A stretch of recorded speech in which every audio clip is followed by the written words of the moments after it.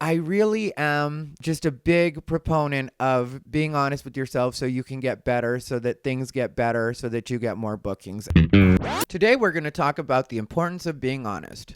What's up, everybody, and welcome to yet another Comedy Tip Tuesday. I am your host, Rivera, the absolute best LGBTQ comedian in the world. Before we get started, I'm just going to ask, like always, that you comment, like, and if you're not already subscribed, do so now. I wanted to talk about the importance of being honest. And when I say being honest, I mean being honest all the way around when it comes to your comedy. Honest with your friends, honest with yourselves. It's one of the most important things you can do to not only help yourself, but also to make sure that your word stays good. So what I'm getting at when I say be honest with your friends is, I posted not too long ago on Facebook that I see a lot of comics talking about their friends killing it, and I was at the same show and their friend didn't kill it. People think that I'm being bitchy when I say these kinds of things, and I'm really not. I'm just saying that if I am at a show and I see your friend do so, and then you are online talking about how they're killing it, the next time you hit me up and you're like, hey, you should put my friend on this, or my friend should really be on this particular show, then I'm going to be a little bit like, I don't really know if I can trust your word, because either you think that's killing, or maybe you were just trying to be nice to your friend. But now if you're hitting me up telling me your friend's really good and I need to book him, or I need to take him on the road, or for that matter, any person that books anything, or any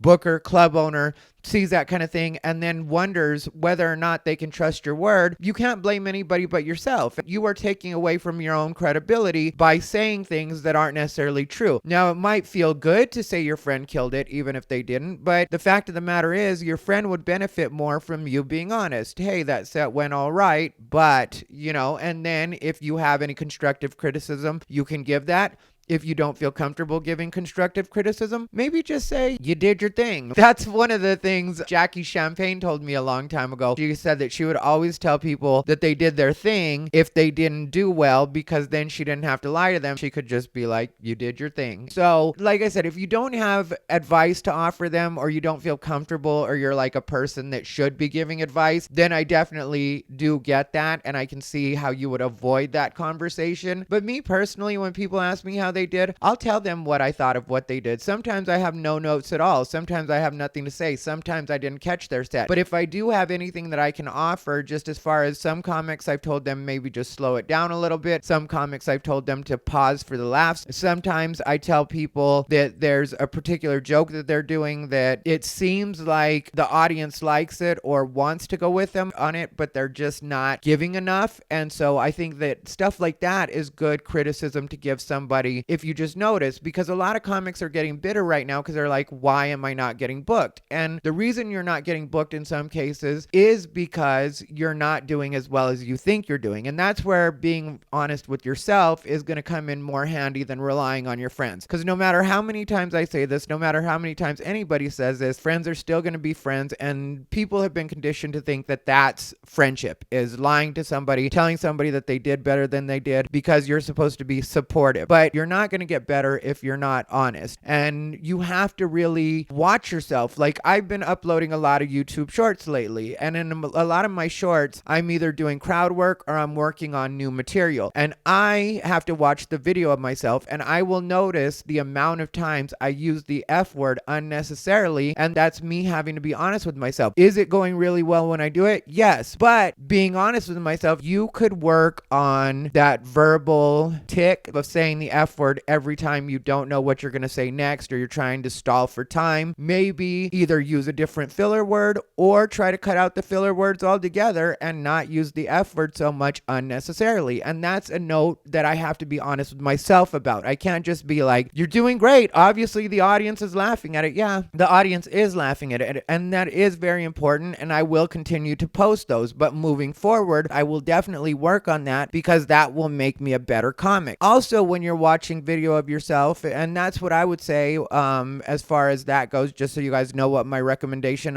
is on that. Because your friends aren't always going to be the most honest with you, you need to start recording your own sets, whether that's audio or audio and video. I would recommend audio and video. Use your phone, put it somewhere. It doesn't really matter if you can see yourself that well. If you can see yourself, great. If you can use it to post, great. But if you're just using it to get better, then I would recommend putting it, even if it's like the least flattering spot to put the camera, as long as you can see yourself at least somewhat and get an idea of what it is you're doing on stage. These are things that are going to be very helpful to you if you're trying to get ahead in stand-up. If you're just a hobbyist and you're not trying to get any better at it, then just keep doing what you're doing. But if you actually want to get better, you really do have to be honest with yourself about how things are going. Did that joke kill as hard as you thought it did?